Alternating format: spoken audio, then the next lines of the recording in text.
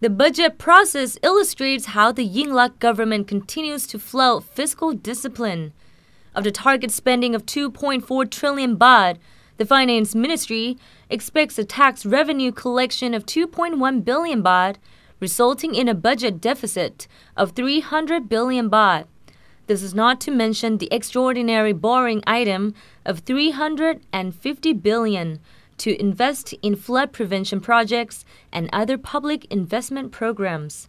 Former Finance Minister Gon Jatikawanit of the Democrats targeted his attack on the 350 billion baht in borrowing that comes with little information or any details over how the money will be spent.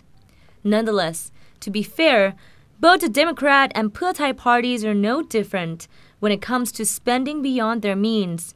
The Democrats' Thai Kam Kang program also carried hardcore features of populist spending, which the Yingluck government does not hesitate to match while perfecting the art of overspending. Over the past year alone, Yingluck Shinawatra has added some 1 trillion baht in fresh debt, on the books or off the books, onto the country.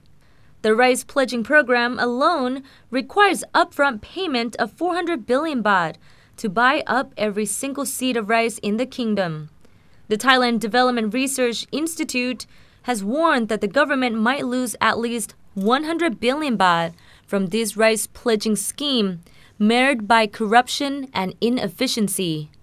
Fiscal balance continues to be untenable. In 2 consecutive fiscal years, the Yingluck government has added 700 billion baht, a deficit of 400 billion baht in the last fiscal year, to public debt on the books alone. The politicians love to kick the can further down the road. A closer look at the budget formulation provides a gloomy view of remnants of chronic imbalance and misallocation of resources.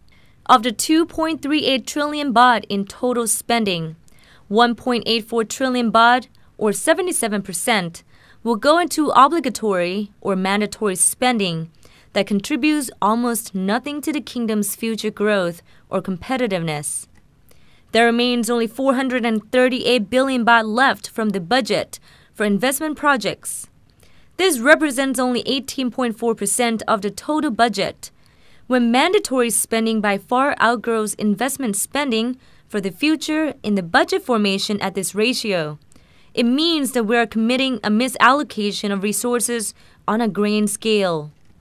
On top of this is the Yingluck government's plan to raise the debt of GDP of the country from more than 40% to 60% through mega infrastructure investment projects worth 2.2 trillion baht.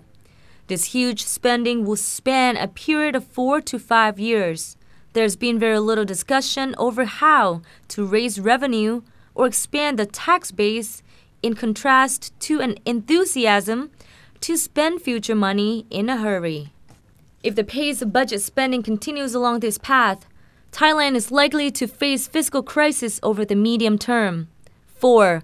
Global growth is slackening, with a growing crises in Europe, the US, and Japan. Thailand's credit worthiness is the envy of the world. The 10-year government bond yield is slightly higher than 3%, compared with 6 to 7% for the crisis-hit countries in Europe. As former Finance Minister Thirachai Phuvanath said, the government should have the ammunition for the future when a full-blown crisis hits the global economy. This is a wise recommendation to take. An analysis by Thanong Kantong.